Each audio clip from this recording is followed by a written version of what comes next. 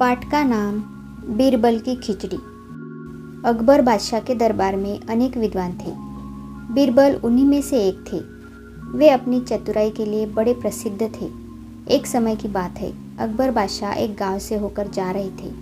सर्दी के दिन थे। गांव के लोग आग जलाकर उसके चारों ओर बैठे बातें कर रहे थे। बादशाह अपने साथियों के साथ वहां पहुंचे।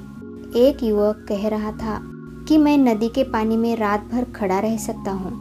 अकबर को इस बात का विश्वास नहीं हुआ।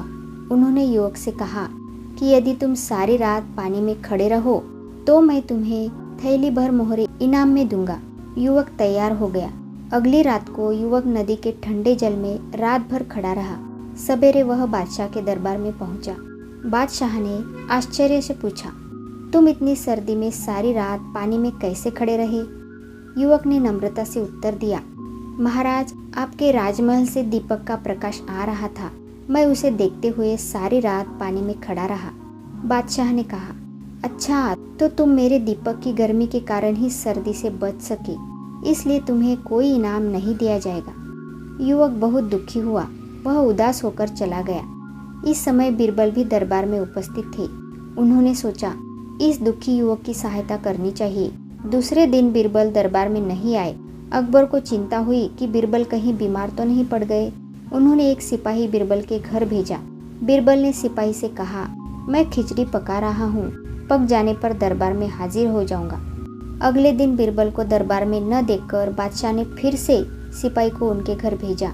बीरबल ने सिपाही से फिर कहा, मैं खिचड़ी पका रहा हूँ, पक जाने पर दरबार में हाजिर हो जाऊंगा।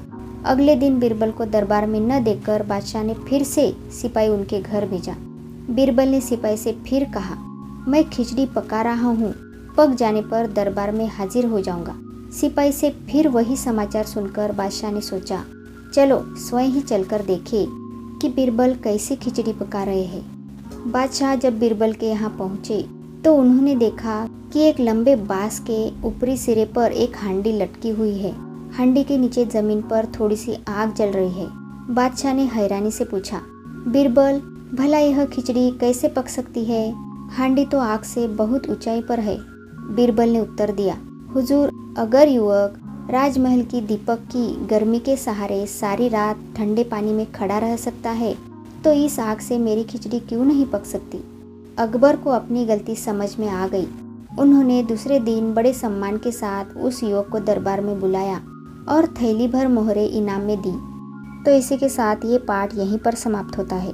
मिलते हैं अगले पाठ में। तब तक के लिए धन्यवाद।